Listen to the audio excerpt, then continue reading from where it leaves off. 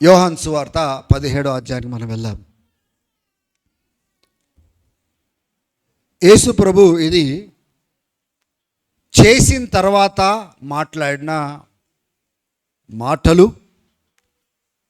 ఈ మాటలు ఎవరికి చెప్తున్నాడు అంటే, ఆ తండ్రి అయిన దేవునికి యేసు ప్రభు ప్రార్థన చేస్తూ ఆ తండ్రితో మాట్లాడిన సంభాషణ ఇది. లేకపోతే ఆ సంభాషణను మనము ప్రార్థన అని కూడా మనము చెప్పచ్చు. ఆమేన్. ఏమని సంభాషణ చేస్తున్నాడు? దీంట్లో ఒక 5 ప్రాముఖ్యమైన విషయాలు ఈరోజు మనము మన వ్యక్తిగత జీవితంలో నేర్చుకోవడానికి మనం ప్రయత్నము చేద్దాం. యోహాను సువార్త 17వ అధ్యాయము మొదటి వచనం నుంచి 5వ వచనం వరకు ఆయన మహిమ విషయంలో మాట్లాడుతూ ఉన్నాడు. చూడండి, ఆయన ఆకాశం వైపున పరలోకం వైపున ఆయన చూచి ప్రార్థిస్తూ ఉన్నాడు. ఆయన నిత్య జీవితం గురించి మాట్లాడుతూ ఉన్నాడు. మాట్లాడుతూ 4వ వచనము 5వ వచనము జాగ్రత్తగా గమనించండి. తండ్రి, నేను నీకు మహిమను ఈ భూమి పైన తీసుకొని వచ్చినాను. నాకు అప్పగించిన పనిని నేను ముగించి నేను నీకు మహిమను తీసుకొని వచ్చినాను. కాబట్టి నాకు ఏ మహిమ అయితే ఈ సృష్టి ఆరంభం కంటే ముందుగా నేను ఏ మహిమ అయితే కలిగి ఉన్నానో, ఎందుకంటే యేసు ప్రభు తన మహిమను విడిచి తను తాను రిక్తునుగా చేసుకొని ఒక మనిషిగా వచ్చి మనిషిగా బ్రతికి మనిషిగా నడిచి, మనుషులు ఎలా ఆధారపడతారో తండ్రి పైన అట్లా ఆధారపడి తను మహిమను విడిచిపెట్టి వచ్చినాడు. అయితే పని అయిపోయింది.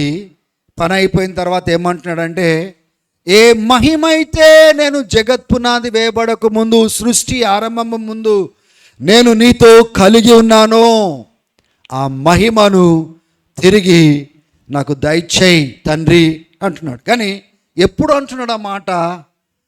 దేని కొరకైతే ఆయన పంపించబడ్డాడో, పంపించిన పనిని ఆయన ఏమన్నాడు? తండ్రి, నువ్వు ఏ పనినైతే నన్ను చేయమని పంపించినావో నేను దాన్ని ముగించి నీకు మహిమ తీసుకొని వచ్చినాను. ఇప్పుడు తిరిగి నాకున్న మహిమ నాకు తిరిగి దయచేయి అని మాట్లాడుతూ ఉన్నాడు. యేసు ప్రభు వారు ఒకవేళ మనకు ఒక మంచి మాదిరి అయితే, దేవుని బిడ్డలారా, ఇక్కడ యేసయ్య ఒక విషయము తన జీవితం ద్వారా నేర్పిస్తూ ఉన్నాడు.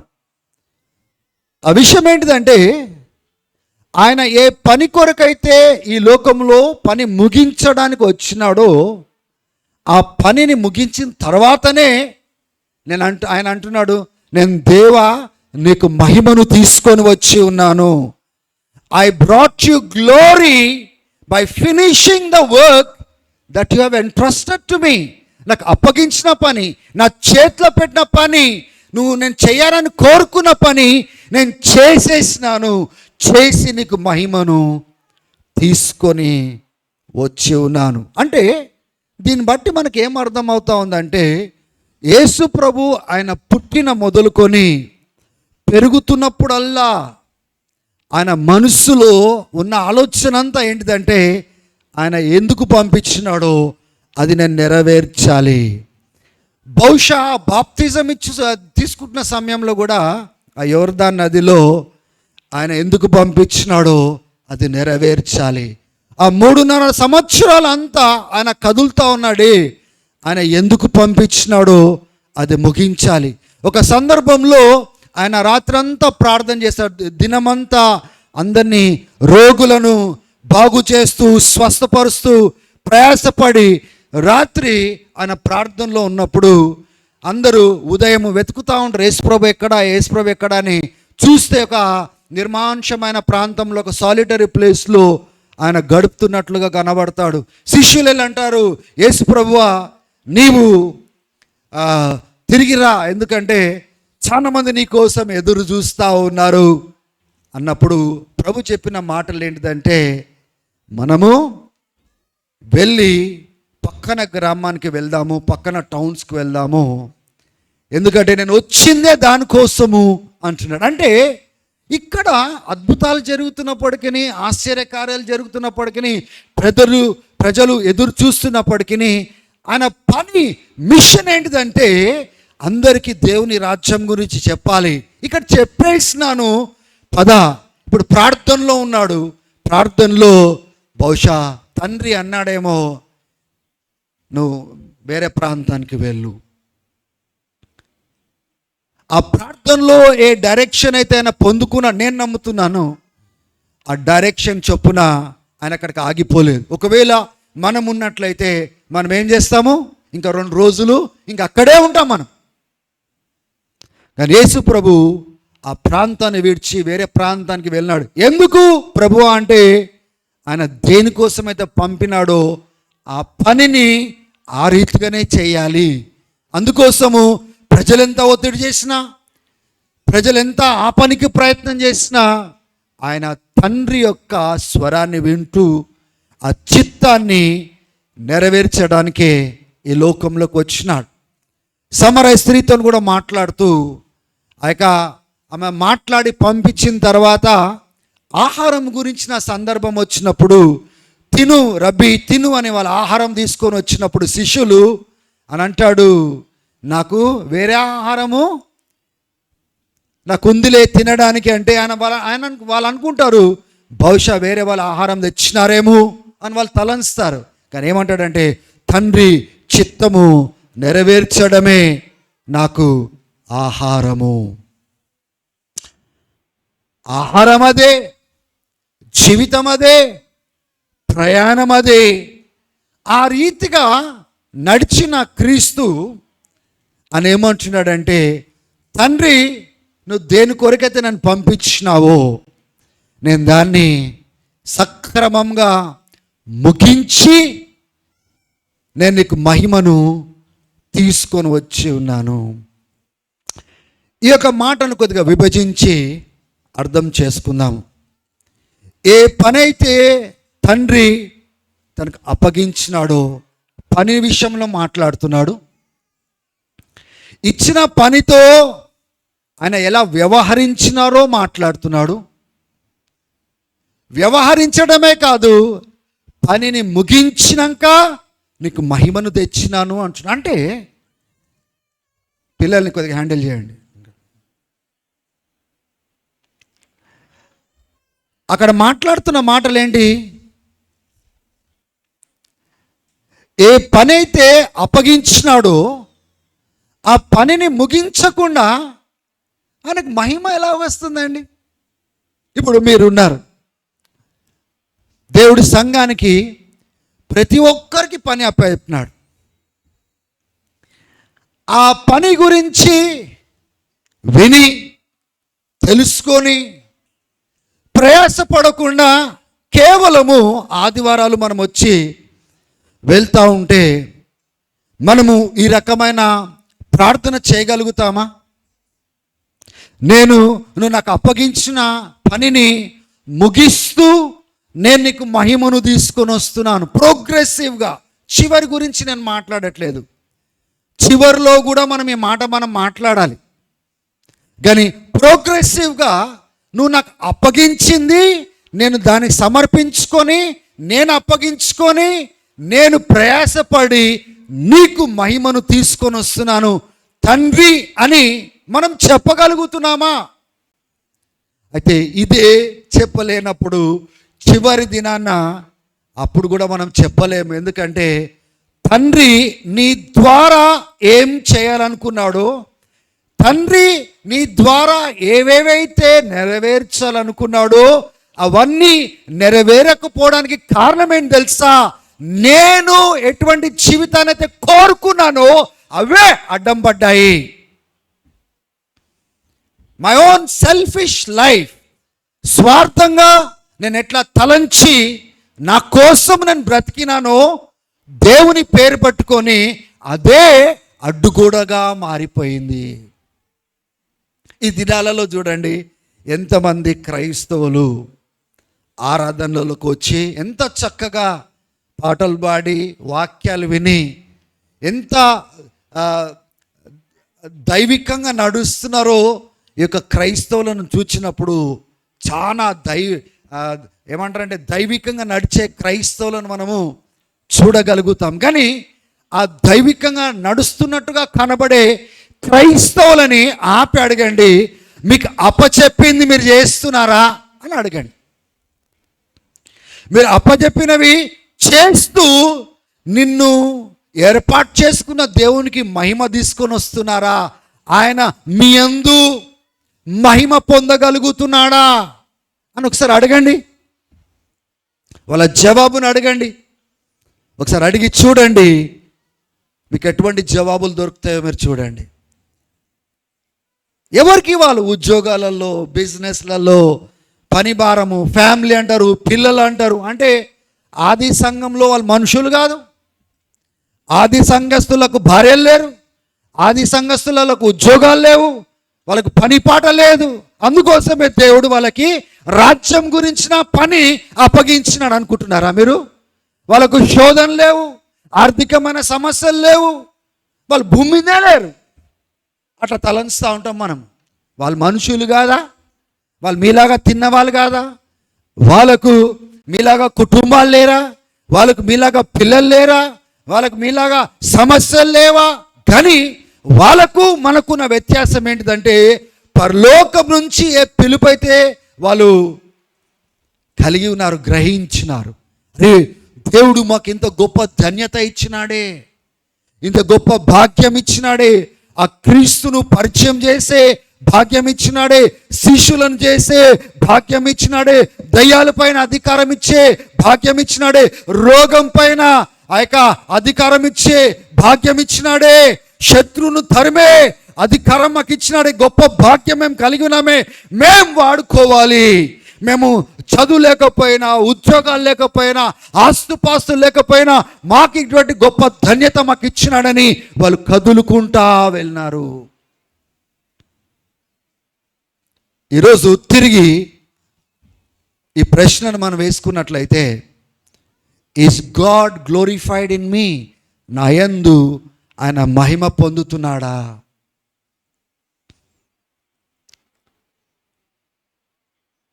ఆయన చెప్పింది చేయకుండా, చెప్పింది సమర్పించుకోకుండా, ఆచారబద్ధంగా వచ్చిపోతా ఉంటే నీ యందు ఆయన మహిమ పొందుతున్నాడని సాక్షిగా మనం ఎలా చెప్పగలుగుతాము?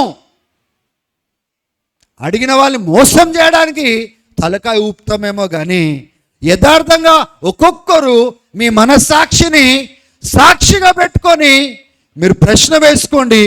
దేవుడు మీకు నేర్పిస్తున్న విషయాలు, దేవుడు మీకు చెప్తున్న విషయాలు, చేయమని చెప్తున్న పనిని మీరు చేస్తున్నారా? చేసి ఆయనకు మహిమ తీసుకొని వస్తున్నారా?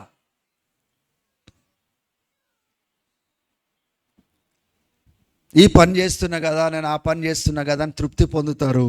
ఆదివారం మాత్రమే ప్రత్యక్షం అవుతాము. దేవుని బిడ్డలారా, ఇదా క్రైస్తత్వము? మనం ప్రశ్న వేసుకోవాలి. యేసుప్రభు దగ్గర నేర్చుకోవాల్సిన మొదటి విషయం ఏంటిదండి?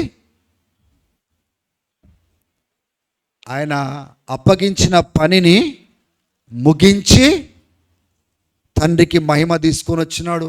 Everybody sitting in this room, ask yourself, are you faithful in what God is expecting you to do? ఒకప్పుడు నడిచేవాళ్ళు ఇప్పుడు అట్లా నడచట్లేదు. ఒకప్పుడు సువార్త ఎక్కడ పడితే అక్కడ ప్రకటించేవాళ్ళు ఇప్పుడు ప్రకటించట్లేదు. సెటిల్ అయిపోయినారు, సెటిల్మెంట్ వచ్చేసింది వాళ్ళకి. ఇక మీదట ఆ సెటిల్మెంటే జీవితం అనుకుంటున్నారు. ఇక ఆదివారం ప్రత్యక్షం అవుతున్నాం కదా, ఆదివారం ఆరాధనలకు పాలు పొందుతున్నాం కదా, ఇక దీనికంటే గొప్ప జీవితం ఏముంది అన్న భాగ్యము తలంచుతున్నారే తప్ప they are not able to surrender themselves to the will of God. యాక్చువల్గా ఒక్కొక్కరిని పట్టుకొని నిలబెట్టి అడగాల, ఇదేనా దేవుడి నీ దగ్గర కోరేది? ఇదేనా అసలు నేను ఏర్పాటు చేసుకుని దీనికోసమేనా? నువ్వు దానికోసమే బ్రతుకుతున్నావు అని ఒక్కొక్కరిని నిలబెట్టి అడిగితే అప్పుడు నిజాలు అన్నీ బయటకు వస్తాయి. ఇప్పుడు ర్యాండమ్గా కొంతమంది నిలబెట్టి నేను అడిగినాను అనుకోండి, what would be your answer? So ఎక్కడ మనము పడిపోతున్నాము? ఇక్కడికి వచ్చేది ఎందుకోసం అండి? ఎలా బ్రతకాలో నేర్చుకోవడానికి వస్తున్నాము. సంఘంగా ఎందుకు కూడుకుంటున్నాము? దేవుడిని ఆరాధించి, దేవుడు మనతో ఏం మాట్లాడుతున్నాడు విని, దాని ప్రకారం వెళ్ళి బ్రతకడానికి కదా వచ్చేది. మళ్ళీ బ్రతికేది అదే లేనప్పుడు ఇక్కడికి ఎందుకు వస్తున్నాము? అయితే మనం ఏం చేస్తున్నాం తెలుసా? పాటించకుండా తెలుసుకోవడానికి వస్తున్నాము యేసు ప్రభు గురించి. పాటించే మనసు మనకు లేదు. కానీ బైబిల్ ఏం చెప్తా ఉందంటే, ఆయన చెప్పింది నువ్వు చేయడంతోనే ఆయనకేం కలుగుతుందండి? మహిమ కలుగుతుంది. లేని పక్షంన ఈ దినము నీ జీవితంలో, నా జీవితంలో ఆయనకు మహిమ లేదు. ఎంత అవసరం అండి ఈ దినాలలో పోయి దేవుని పాదాల దగ్గరకు పోయి, ప్రభువా ఎంత ఘోరంగా బ్రతుకుతున్నా ప్రభువా, ఎంత అవమానిస్తున్నా ప్రభువా, నేను ఇంత నువ్వు చెప్తున్నప్పటికీ నేను అప్పగించుకోవట్లేదు. ఈ సాకులు చెప్తున్నా, ఆ సాకు చెప్తున్నా, కానీ నువ్వు చెప్పింది మాత్రం చేయట్లేదు. నువ్వు ఉద్దేశించిన ఉద్దేశం మాత్రం నెరవేర్చట్లేదు. నాలో నీకు మహిమ లేదని పశ్చాత్తాపం ఎక్కడ? సంఘానికి, విశ్వాసులకు, నాయకులకు ఆ పశ్చాత్తాపం ఎక్కడ? ఎవరికి వాళ్ళు అనుకున్నట్టే బ్రతుకుతున్నారు, కానీ దేవుడు వాళ్ళని ఏర్పాటు చేసుకున్నట్లుగా వాళ్ళు బ్రతకడం లేదు. They are not living according to the purpose and the will of the Father. అందుకోసమే జీవితానికి దేవుడిచ్చిన విలువను మనం ఏం చేస్తూ ఉన్నాము? మన నిర్ణయాలతోనే పోగొట్టుకునేటట్టుగా మనం ఉన్నాము. రేపటి దినము మీరు అన్ని పోగొట్టుకొని, ప్రభువా ఇది ఎందుకు జరగలేదు, ప్రభువా అట్లా ఎందుకు వాడుకోలేదు, ఇటువంటి చక్కని మాటలు మాట్లాడినావు కదా, ఇటువంటి ప్రవచన వాక్కులు మేము విన్నాం కదా, ప్రవక్తలు చెప్పినారు కదా, దర్శనాల ద్వారా మేము విన్నాము, వాక్యంలో చూసుకున్నాము, ఈ రీతిగా నువ్వు వాడుకుంటావా అని చెప్పినావు ప్రభువా, ఇవన్నీ ఏవి అంటే, అప్పుడు దేవుడు ఏమంటాడంటే, నువ్వు విన్నావు కానీ అప్పగించుకోలేదు, విన్నదాన్ని నమ్మలేదు, నమ్మిన దాని ఆచారంలో నువ్వు తీసుకొని రాలేదు. ఇప్పుడు చూడండి, మనకు మార్కు సువార్త 16వ అధ్యాయంలో ఏముంది? నమ్మి బాప్తిజం పొందినవాడు రక్షించబడును, నమ్మిన వారి ద్వారా ఈ సూచక్రియలు జరుగుననుంది.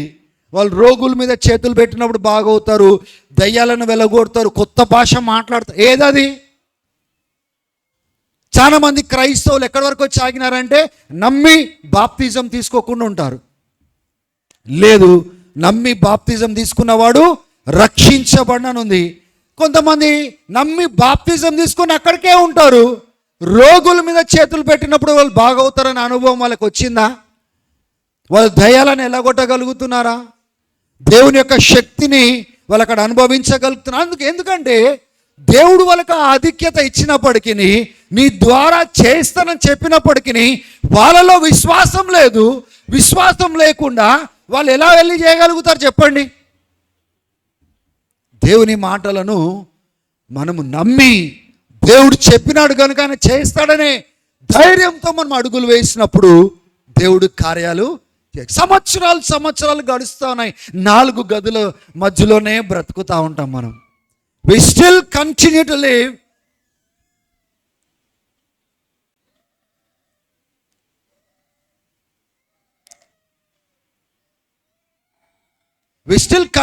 live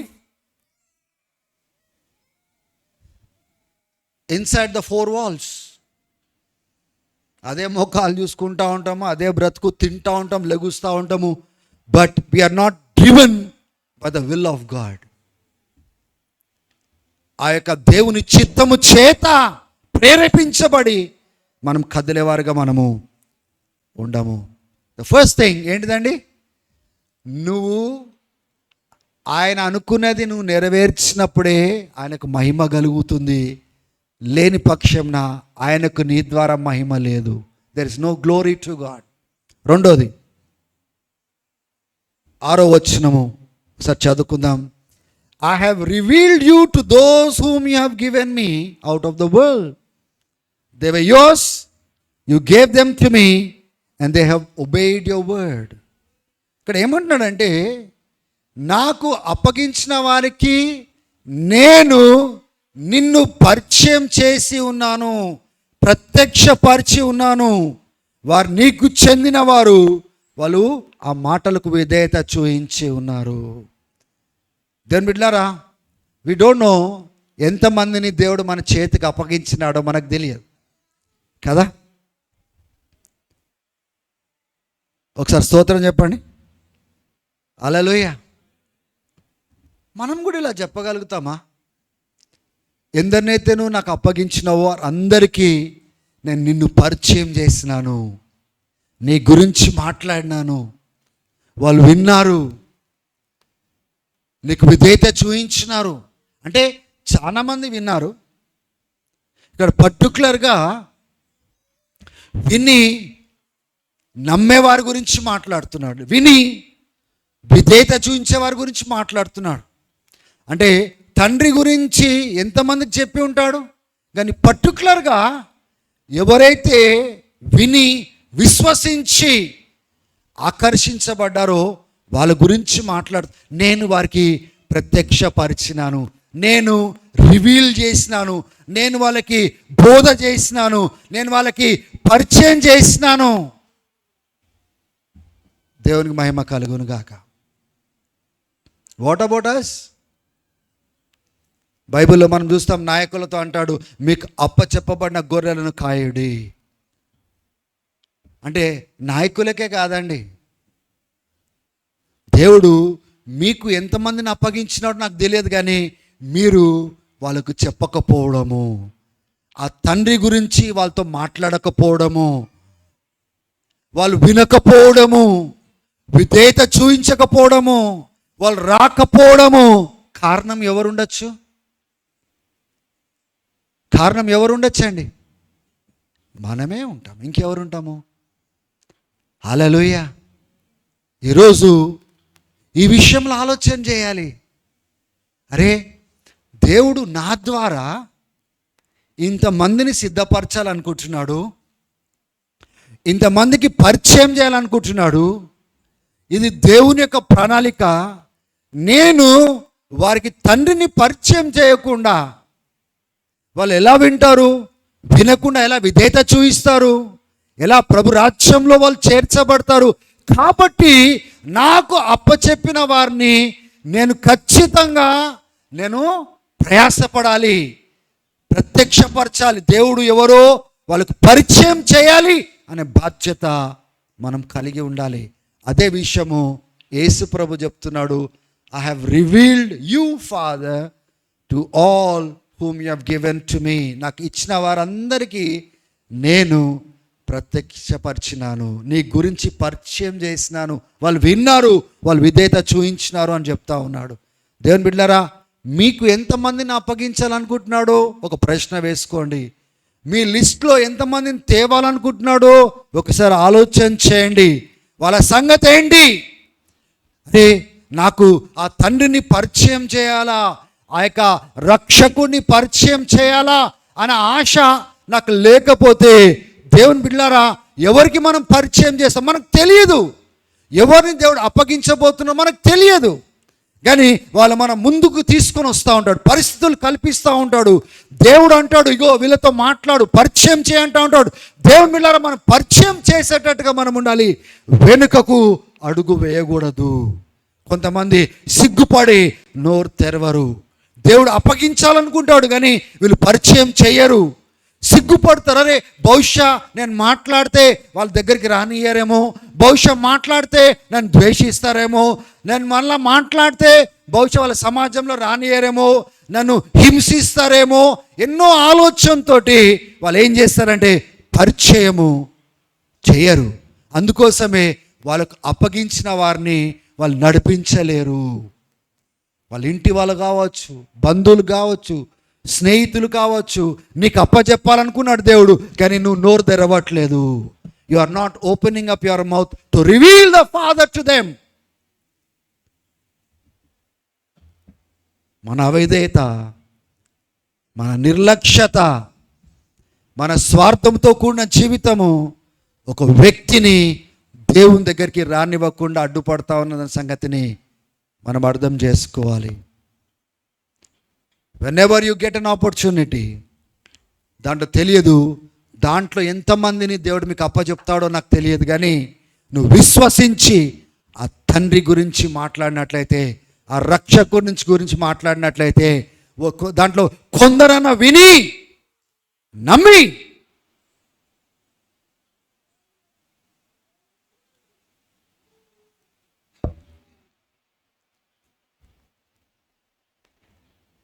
maybe they will turn to God.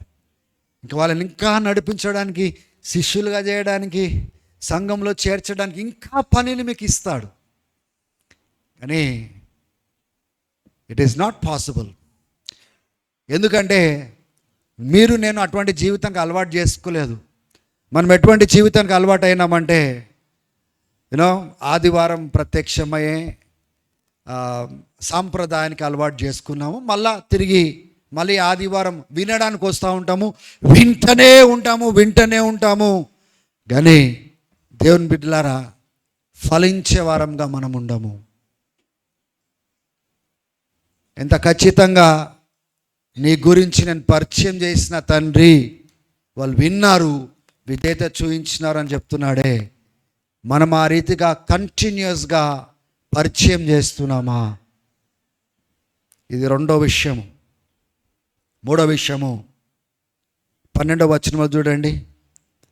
నేను వారితో ఉన్నప్పుడు వాళ్ళని నేను కాపాడి ఉన్నాను, క్షేమంగా ఉంచి ఉన్నాను. నువ్వు ఇచ్చిన నామం బట్టి నేను కాపాడి ఉన్నాను. ఒక్కరు కూడా తప్పిపోలేదు, ఒక్కరు కూడా నాశనం కాలేదు. ఒక్కడు తప్ప, అదెవరు? ఇస్కరియోతు యూదా తప్ప. ఆయన సొంత నిర్ణయాల ద్వారా నాశనం తెచ్చుకున్నాడు. ఆయన తప్ప ఎవరు కూడా తప్పిపోలేదు అంటున్నాడు. మూడోది, దేవుడు మీ దగ్గరికి ఎవరినైతే తీసుకొచ్చి అప్పగించాలనుకుంటున్నాడో వాళ్ళ కోసము నువ్వు ప్రయాసపడుతున్నావా? కాపాడడానికి ప్రయత్నం చేస్తున్నావా? శత్రువు లాక్కపోకుండా, శత్రువు నాశనం చేయకుండా కాపాడడానికి నీవు ప్రయాసపడుతున్నావా? వదిలేస్తున్నావా? వాళ్ళు నమ్ముకున్నారులే, లేకపోతే వస్తారులే, చూద్దాంలే తర్వాత. యేసుప్రభు అట్లా లేడే. యేసుప్రభు ఎవరైతే ఆయనకు అప్పగించబడ్డారో వారిని దుష్టుడి నుంచి నేను కాపాడి ఉన్నాను, శత్రువు నుంచి నేను కాపాడి ఉన్నాను, నువ్వు ఇచ్చిన నామముతో వాళ్ళని నేను కాపాడినాను. ఒక్కరు కూడా తప్పిపోలేదు, శత్రువు వచ్చి లాక్కొని పోలేదు, వాళ్ళు నిలకడగా ఉన్నారు. నేను వాళ్ళ కోసం పోరాడినాను. I have protected them. ఈ దినాలలో దేవుడు మీ చేతికి అప్పగిస్తున్న వారిని కోసము మీరు పోరాడము అసలు జరుగుతుందా? అది ఇలా ఉంటేనే కదా చివర్లో ఈ జాన్ 17 ఇది ప్రార్థన. యేసుప్రభు శిలువ దగ్గరికి వెళ్ళక ముందు చివర్లో చేసిన ప్రార్థనలలో ఇది ప్రార్థన. దీని తర్వాత గెత్సేమనే తోటలో ప్రార్థన మనం చూస్తాము. ఐ ప్రొటెక్టెడ్ దెమ్ అంటే చాలా కాన్షియస్గా శత్రు యొక్క గుప్పెట్లోకి రాకుండా, విశ్వాస భ్రష్టులు కాకుండా, ఆయనను నాకు ఇచ్చిన నామము చొప్పున నేను వాళ్ళని కాపాడి ఉన్నాను. దేవుని బిడ్డలారా, are we like Jesus in covering people, protecting people who are entrusted to your care? ఈ దినాలలో లిస్ట్ అడిగినట్లయితే దేవుడు మీకు ఎవరిని అప్పగించినాడు, ఎవరి విషయంలో వాళ్ళు తప్పిపోకుండా ప్రతిరోజు వాళ్ళ కోసం మీరు పోరాడుతున్నారు అని ఒకవేళ అడిగితే, పేర్లు అడిగితే మీరు ఏమేమి పేర్లు చెప్తారు చెప్పండి ఒక్కొక్కసారి. ఇటువంటి క్వశ్చన్స్ ఎవరు అడగారు మనల్ని. అడిగినారనుకోండి ముఖం తేలేస్తారు, లేకపోతే అడిగిన వాళ్ళ ముఖం చూస్తే మనల్ని ప్రశ్న అడుగుతారనేసి తలకాయ దించుకుంటారు. Who are those people for whom you are fighting the battle? మీరు నిలబడ్డారు, మిమ్మల్ని కాపాడుకున్నాడు, దేవుడు సంరక్షిస్తున్నాడు. మీ ద్వారా ఎంతమందిని సంరక్షిస్తున్నాడు? ఎవరి కోసం పోరాడుతున్నారు? ఒకవేళ లిస్ట్ వేసుకున్నట్లయితే ఆ లిస్ట్లో పేర్లు ఉంటాయా? ఉంటే ఎంతమంది పేర్లు ఉంటాయి? ఒకవేళ పేర్లు ఉంటే ఎంతమంది కోసం ప్రతిదినము వాళ్ళు క్షేమంగా ఉండాలని, వాళ్ళు పడిపోకూడదని, భ్రష్టులు కాకూడదనేసి పోరాడిన సందర్భం ఎక్కడ ఉంది? They are lost. నాలుగోది మనం గమనించినట్లయితే 18వ వచనంలో చూడండి, నన్ను ఈ లోకంలో నువ్వు ఎలా పంపించినావో నేను వాళ్ళని ఈ లోకంలో పంపించి ఉన్నాను. స్తోత్రం చెప్పండి ఒకసారి. ఎందరినైతే దేవుడు మనల్ని అప్పగిస్తున్నాడో మన గురి ఏముండాలంటే, మనల్ని వాళ్ళ దగ్గరికి ఎలా పంపినాడో వాళ్ళొక రోజు వాళ్ళు కూడా బయటికి వెళ్ళి యేసయ్య గురించి చెప్పేవారుగా, శిష్యులుగా మనం చేయాలి. అసలు ఎక్కడ ఉందండి సంఘం, ఎక్కడ ఉంది అని ఆలోచన చేస్తే, సంఘము ఎంతో ఉన్నతమైన స్థానం నుంచి దిగజారి జారుకుంటా ఈ స్థితిలోకి వచ్చింది అని మనం చెప్పగలుగుతాం. ఇప్పుడు ఎక్కడుండే ఒకప్పుడు అక్కడుండే, అక్కడ అంటే ఆది సంఘంలో మీరు చూడండి, ప్రతి ఒక్కరు స్వార్థ ప్రకటిస్తున్నారు. ప్రతి ఒక్కరు వాళ్ళు నేర్చుకున్నది ఇతరులకు బోధ చేసి వాళ్ళు మంచి శిష్యులుగా తయారు చేస్తున్నారు. ఆ శిష్యులుగా తయారైన వాళ్ళు భూప్రపంచానికి వెళ్ళి వాళ్ళు శిష్యులుగా చేస్తూ ఉన్నారు. కానీ ఇక్కడున్న సంఘము, ఇప్పుడున్న సంఘము, పైనుంచి కింద వరకు జారిన సంఘము ఏం చేస్తూ ఉంది? ఏం చేయకుండా ఆదివారాలు మాత్రమే ప్రత్యక్షం. ఎందుకు ఆదివారం అని అంత స్ట్రెస్ చేస్తూ ఉన్నానంటే, మనం పడిపోయిన స్థితి మన గ్రహింపులోనికి రావాలి.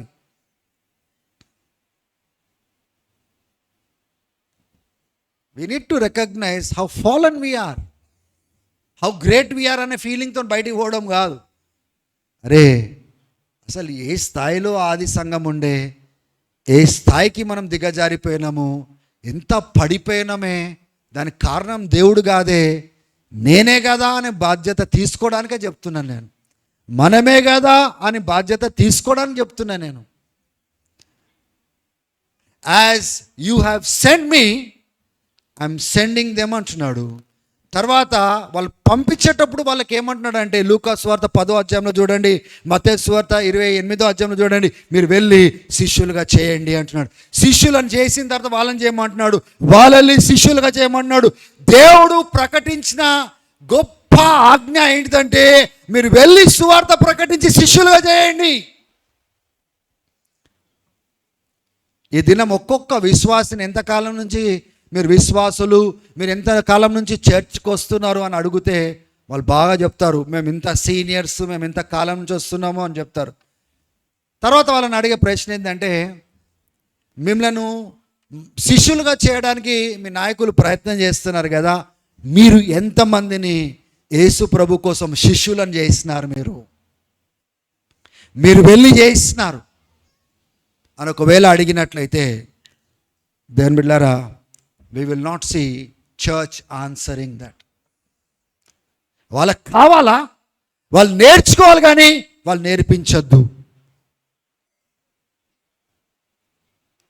ఇప్పుడు భూమిపైన దేవుడు శిష్యులను కోరుతా ఉన్నాడు. ఎలా సాధ్యమో చెప్పండి?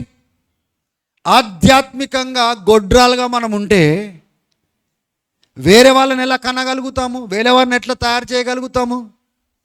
ఒక విలేజ్లో పెళ్ళైన వాళ్ళకి పిల్లలుగా అంటలేరు అనుకుందాం.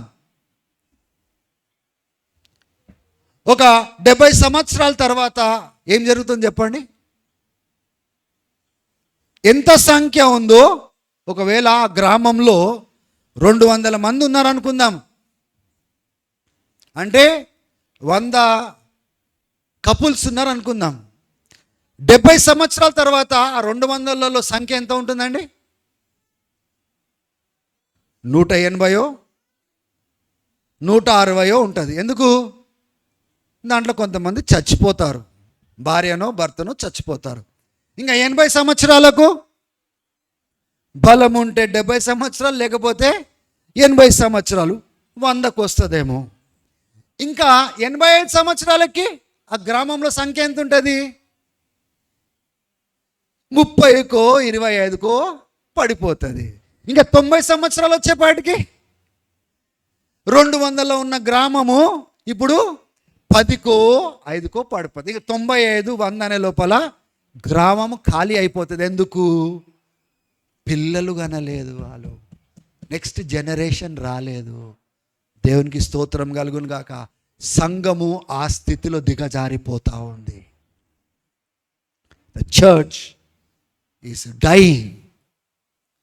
చాలా మంది అనుకుంటా ఉన్నారు చర్చ్ ఒక గొప్ప రివైవల్ మోడ్లో ఉందనుకుంటున్నారు, కానీ లేదు, ఇట్ ఈస్ డైయింగ్. సంఖ్య తగ్గిపోతూ ఉంది. ఎందుకు తెలుసా?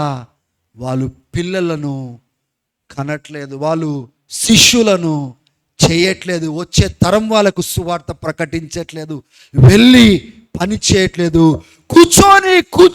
కూర్చొనే ఉన్నారు, వెళ్ళేవారుగా లేరు. As long as you SIT, next ఏం జరగబోతుంది తెలుసా? ఆ విలేజ్ ఎట్లా వైప్అవుట్ అయిపోయిందో అటువంటి స్థితి రాబోతుంది.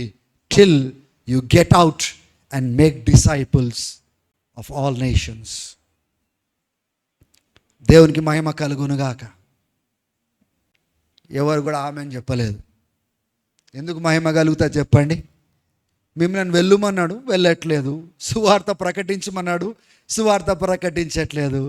సువార్త విన్నవారిని శిష్యులుగా చేయమన్నాడు అన్నాడు, శిష్యులుగా చేయట్లేదు.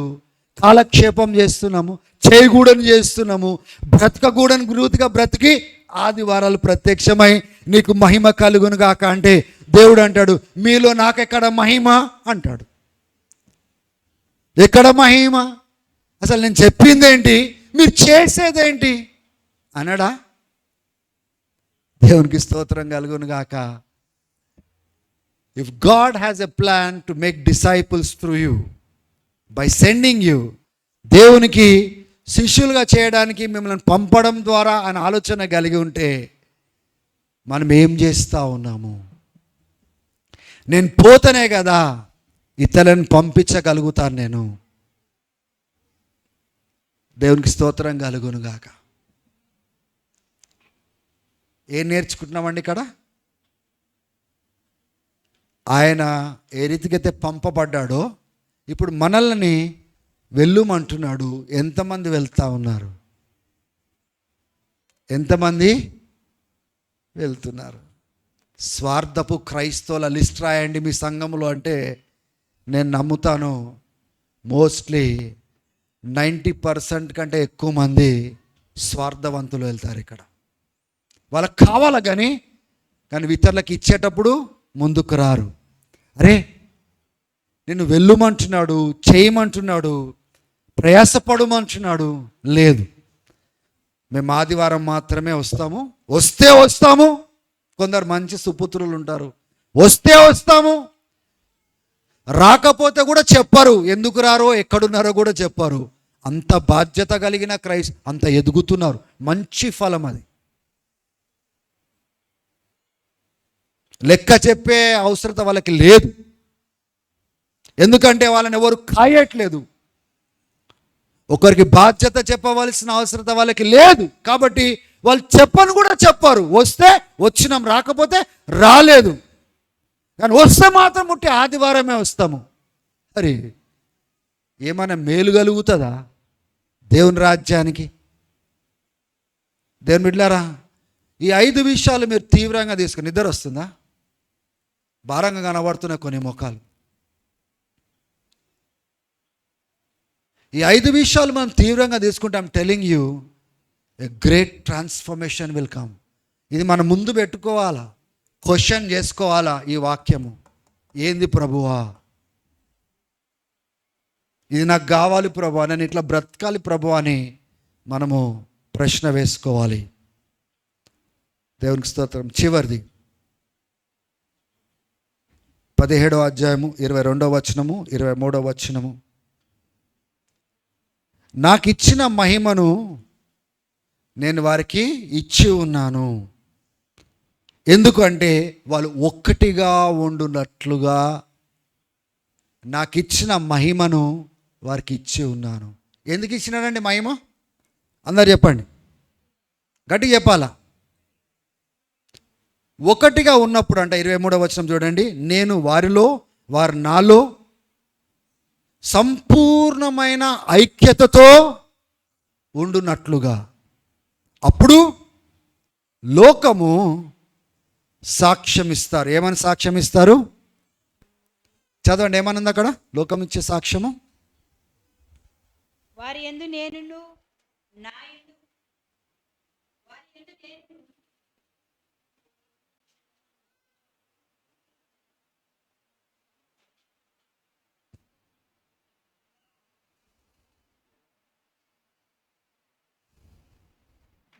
పర్లేదమ్మా చదవమ్మా, మైక్ లేకపోతే ఏమైనా.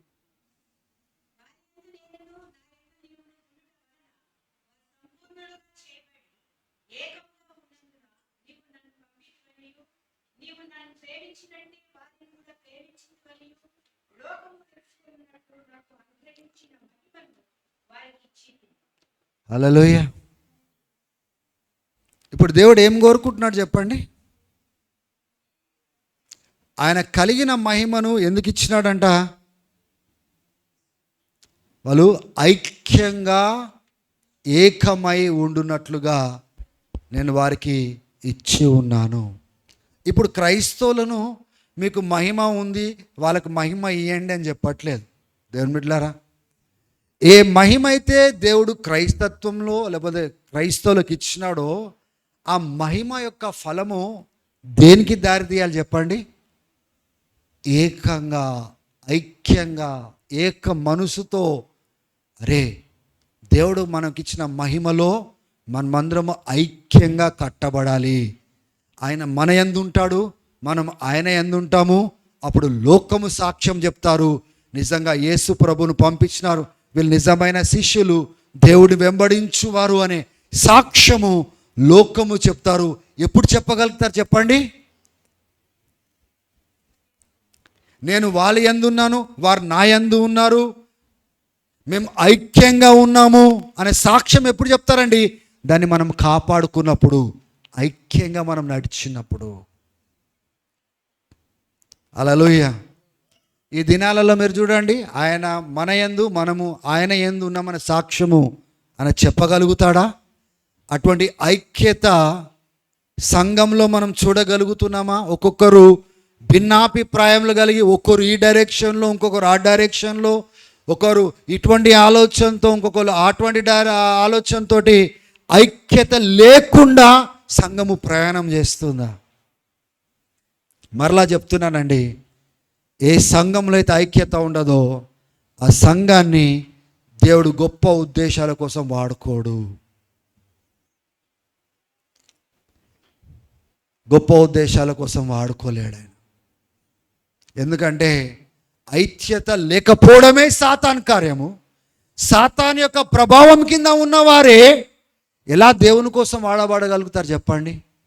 మన యొక్క డిఫరెన్సెస్ తీసివేసి, మనం అందరం కలిసి ఉండాలా, ఐక్యంగా ఉండాలా, దేవుడు మనందరినీ ఒక జతపరిచినాడు, ఒక కుటుంబంగా చేసినాడు, దాన్ని కాపాడుకోవాలా, ఆత్మ యొక్క ఐక్యతను మనం కాపాడుకోవాలా, ఒకటిగా మనం ఉండాలి. అప్పుడే దేవుడు బలంగా కదలగలుగుతాడు, మన యందు ఆయన ఉండగలుగుతాడు, మనం ఆయన యందు ఉండగలుగుతాము, గొప్ప కార్యాలు మనం చూడగలుగుతాము. మన డిఫరెన్సెస్ పక్కన పెడతాము, అందరం కలుసుకుందామని సంఘం రావాలి. వస్తున్న ఈ దినాలలో ఇక్కడ నుంచి ఇక్కడ దాకా జారిపోయి వచ్చినాం. ఎవరికి వాళ్ళు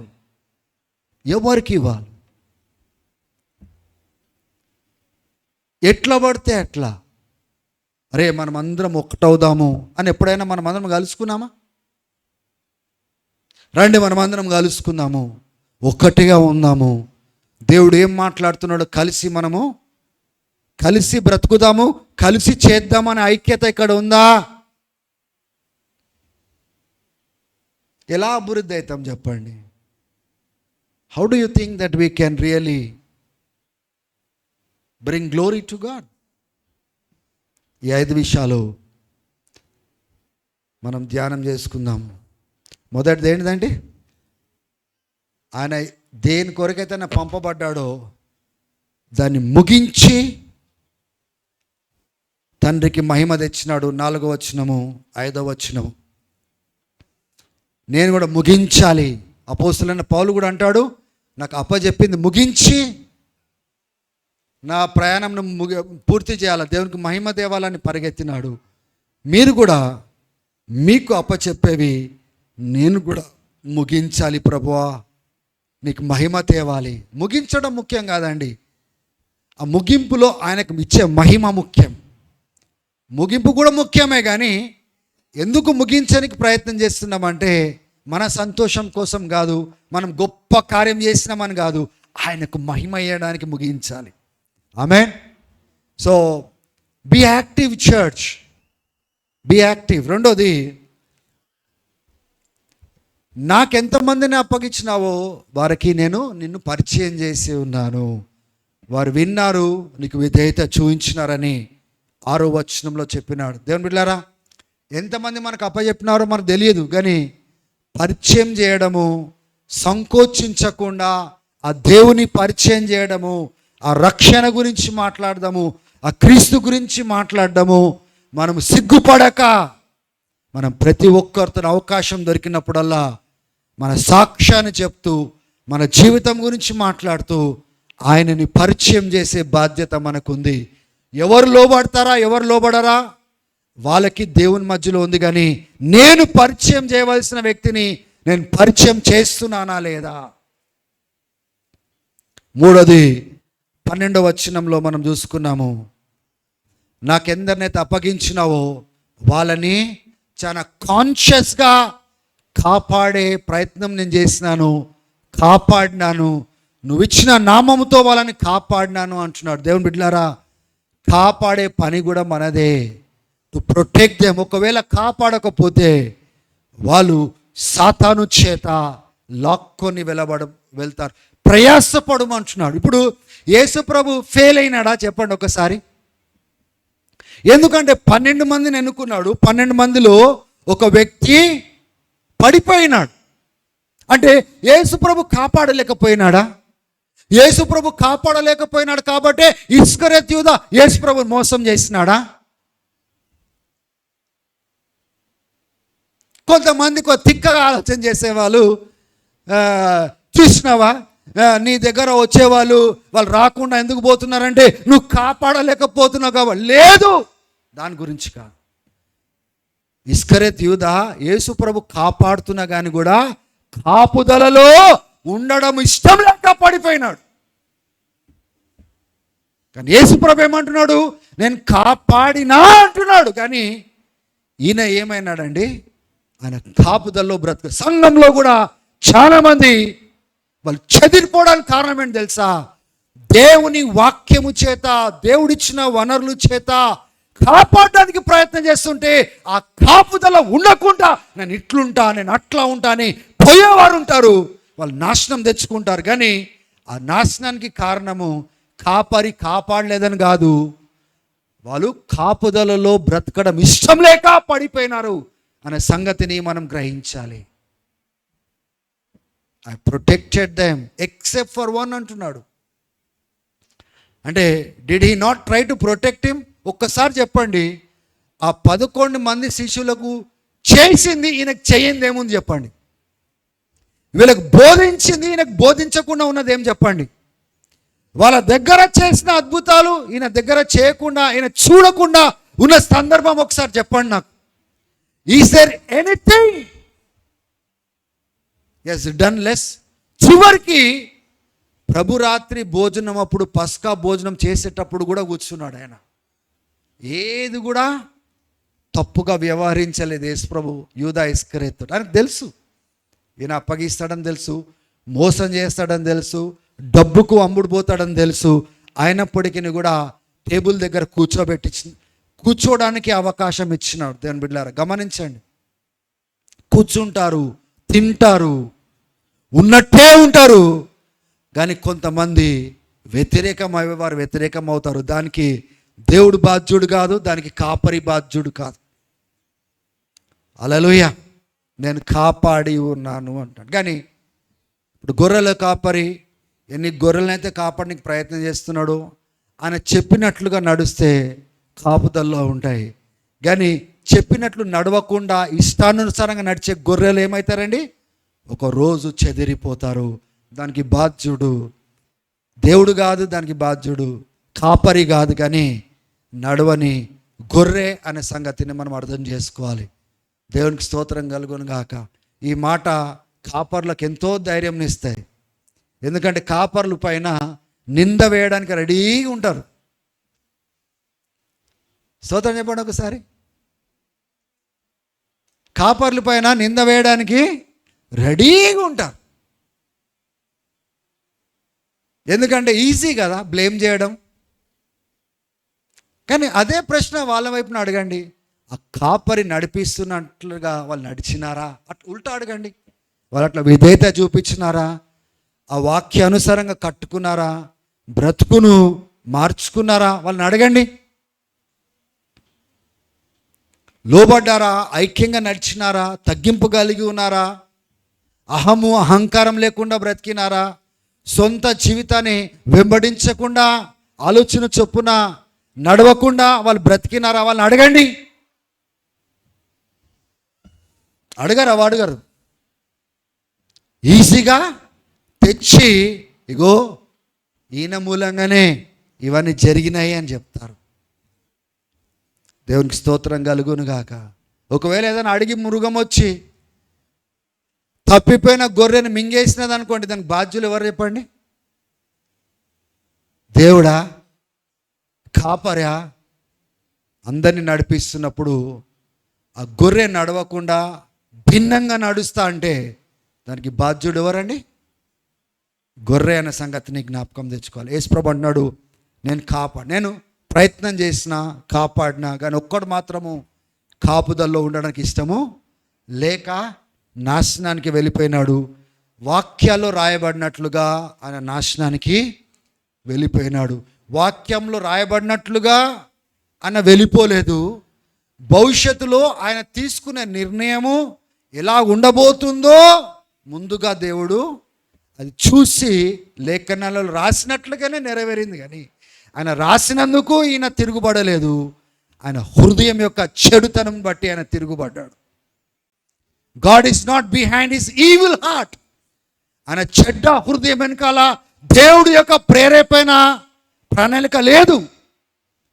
ఆ చెడ్డ హృదయం వెనకాల సాతాను ఉన్నాడు.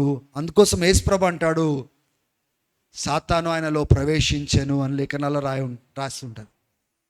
నువ్వు చేయవలసింది చేయి అని చెప్పిన వెంటనే సాతాను వాడిలో ప్రవేశించెను అని ఉంటుంది. దానికి కారణం దేవుడు కాదండి. కానీ దేవుడు ఈయన తప్పుడు నిర్ణయాలు తీసుకొని నాశనానికి ఎలా వెళ్తాడో ముందుగా చూచిన దేవుడు లేఖనాలలో రాయబడి ఉంది. కానీ ఆయన రాసినందుకు ఈయన పోలేదు. మీకు అర్థమవుతుందా? మన నిర్ణయాలు మనల్ని ఏ స్థితిలోకి తీసుకుని వెళ్ళబోతాయో మనం జాగ్రత్తగా గ్రహించేటట్టుగా మనం ఉండాలి. నాలుగోది, ఆయన పంపబడిన ప్రకారము ఆయన పంపిస్తున్నాను అంటున్నాడు. చూడండి, చర్చ్ ఎప్పుడు కూడా ఈ పంపే పనిలో ఉండాలి. మనం పోవాలి, మనం ఇతరులను పంపించేవారుగా మనం ఉండాలి. అప్పుడే సంఘము ఈ భూమి పైన ఆయన ఉద్దేశాలు నెరవేర్చగలుగుతుంది, శిష్యులను చేయగలుగుతుంది. ఆమేన్. ఐదవదిగా దేవుని బిడ్డలారా, దేవుడు ఎక్కడ ఐక్యత ఉంటుందో అక్కడ సమృద్ధిగా ఆయన నివసించగలుగుతాడు. ఎక్కడ సమృద్ధిగా ఆయన నివసించగలుగుతాడో ఆ సంఘాన్ని ఎంతో గొప్పగా ముందుకు తీసుకొని వెళ్ళగలుగుతాడు. వెళ్ళడమే కాదు, లోకం కూడా చెప్పగలుగుతుంది, వీళ్ళు నిజంగా దేవుళ్ళు ఉన్నవారు, వీళ్ళు నిజంగా దేవుని చేత ప్రేమించబడుతున్నవారు, నిజమైన దేవుడు క్రీస్తు అని మనలో ఉన్న ఐక్యత చూసి వేరే వాళ్ళు చెప్పగలుగుతారు. దేవుని మహిమ కలుగును గాక. ఆమేన్. మనం ఐక్యంగా బ్రతికినప్పుడే కొత్తగా వచ్చేవాళ్ళు ఐక్యంగా ఎలా బ్రతకాలో నేర్చుకోగలుగుతారు. కాబట్టి ఐక్యతను మనం కాపాడుకునేవారుగా ఉండాలి. Amen. Maintain the spirit of unity. ఇక్కడికి వచ్చి గొడవలు పడడం కాదు, పొజిషన్ల కోసం కొట్లాటే చేయడం కాదు. అరే వీడిని ప్రేమిస్తుండు, నన్ను ప్రేమిస్తలేడు, వీళ్ళతో మంచిగా మాట్లాడుతున్నా, అతను మంచిగా మాట్లాడట్లేదు, అటువంటి వాళ్ళు ఐక్యంగా ఉండలేరు. అంటే they are always comparing, they are always ఆ కంపారిజన్ తోటి కాంపిటీషన్తో ఉన్న వాళ్ళు ఐక్యంగా ఉండలేరు. అది స్పిరిట్, దేవుని దగ్గర నుంచి వచ్చిన స్పిరిట్ కాదు అది. I will look to relate with everybody. ప్రతి ఒక్కరితో మంచిగా ఉండడానికి మనం ప్రయత్నం చేయాలి. ప్రతి ఒక్కరితో, అందరిలో అన్నీ ఉండవు, అయినప్పటికీ నేను అందరితో ఉండడానికి ప్రయత్నం చేయాలి. I should be one with every one. ప్రతి ఒక్కరితో ఒక్కటిగా ఉండడం. ఎందుకంటే దేవుడు ఒక్కటిగా ఉండమని చెప్పాడు కాబట్టి నేను వేరే రకంగా ఉండడానికి వీలు లేదు. ఇంకోటి, ఒక్కటిగా మనం ఎప్పటి వరకు ఉండలేం తెలుసా? మనలో తగ్గింపు లేనంత వరకు మనం ఒక్కటిగా ఉండలేం. హ్యూమిలిటీ. ఒకటి తగ్గింపు లేనివాడు ఇంకొకరితో ఉండలేడు. నువ్వేం చెప్పేది నాకు, నువ్వేం దాన్ని కరెక్ట్ చేసేది, నీతో నేను ఉండేది. తగ్గింపు లేనివాడు ఇంకొకరితో ఐక్యంగా ఉండలేడు. అంటే దాని అర్థం ఏంటిదంటే, ఐక్యత లేదంటే చెప్పండి, ఏం లేదు. గట్టిగా చెప్పరే, అందరు చెప్పరే. ఎవరిలో లేదు? మనం అంటే ఎవరు? ఇప్పుడు నేనేం చేయాలి? నేను తగ్గించుకోవాలా. ప్రతి ఒక్కరి దగ్గర నేను తగ్గించుకోవాలా. దేవునికి స్తోత్రం కలుగును కాక. అప్పుడే నేను నా సహోదరితో ఒకటిగా ఉండగలుగుతాను. వాళ్ళు తగ్గించుకుని నా దగ్గరకు వస్తేనే నేను ఉంటాననేది గర్వము, అహంకారం. అది వాళ్ళు ఎట్లున్నా దేవుని బిడ్డలారా, మనం కలుపుకోవడానికి ప్రయత్నం చేయాలి. మనం తగ్గించుకొని చేరదీయడానికి ప్రయత్నం చేయాలి. మనం తగ్గించుకొని వాళ్ళతో మాట్లాడడానికి ప్రయత్నం చేయాలి. దేవుని బిడ్డలారా, అప్పుడే ఆ ఐక్యతను మనం తేయగలుగుతాము. వేరే వాళ్ళ దగ్గర డిమాండ్ చేస్తే మన దగ్గరకు వచ్చేది కాదు. అది మనం చూపించి అది చేసే దాంట్లో మనకు ఉంటుంది. Amen. So may God bless you. దేవుడు మీ అందరిని దీవించును గాక. ఈ 5 విషయాలు రాసుకోండి. కొంతమంది అనుకుంటారు వీడియో అప్లోడ్ చేస్తారు కదా, మరలా రాసుకోవచ్చు, మరలా వినొచ్చు అనే అభిప్రాయం కలిగి ఉంటారు. అప్పటి వరకు ఎదురు చూస్తారా? అప్పటి వరకు దేవుడు మాట్లాడిన మాటలు రాసుకోరా? ప్రార్థన చేయరా? సమర్పించుకోరా? మార్పు చెందరా? ఈ లేజీ యాటిట్యూడ్ తీసేయాలి మనం. ఆమేన్. ఒక ఫలించేవారుగా మనం ఉందాము. గొప్ప ఫలాన్ని దేవునికి మనం తీసుకొని వస్తాము. తలలు